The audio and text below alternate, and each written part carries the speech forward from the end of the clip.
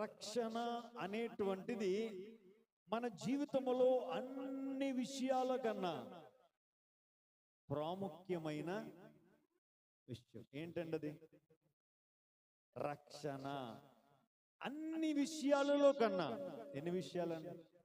అన్ని విషయాలలో కన్నా శ్రేష్టమైనది, ప్రాముఖ్యమైనది ఏంటి అంటే, ఈ లోకంలో రక్షింపబడటం కంటే ప్రాముఖ్యమైనది ఏమి కూడా.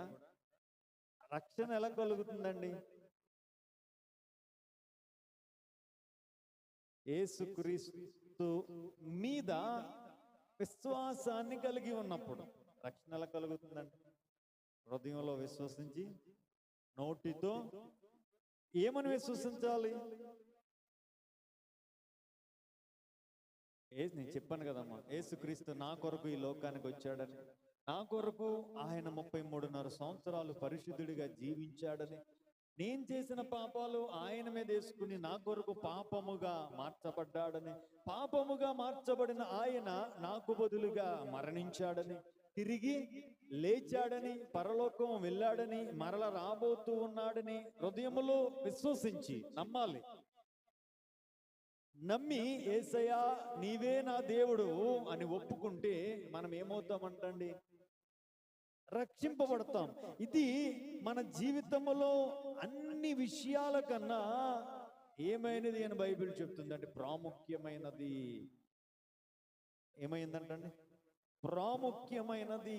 రక్షింపబడటము అనేటువంటిది, లేకపోతే రక్షింపబడకపోవటము అనేటువంటిది మన నిత్యత్వపు గమ్యాన్ని నిర్దేశిస్తుందంటండి. నేను చెప్పింది అర్థమైందండి? రక్షింపబడటమా లేకపోతే రక్షణ పొందకపోవటమా అనేటువంటిది మన యొక్క భవిష్యత్తు ఏమి నిర్ణయిస్తుందంటే, మన భవిష్యత్తు అంటే ఏంటండి? ఒక దినాన రక్షించబడ్డామా మన భవిష్యత్తు ఏంటంటే పరలోకం. ఒకవేళ రక్షణ పొందుకోలేదా మన భవిష్యత్తు ఏంటంటే భయంకరమైన వేదన, శ్రమలు ఉండే ఆ నరక కోపం. నేను చెప్పేది అర్థమవుతుంది. రక్షించబడితే భవిష్యత్తు స్వర్గం, రక్షించబడకపోతే భవిష్యత్తు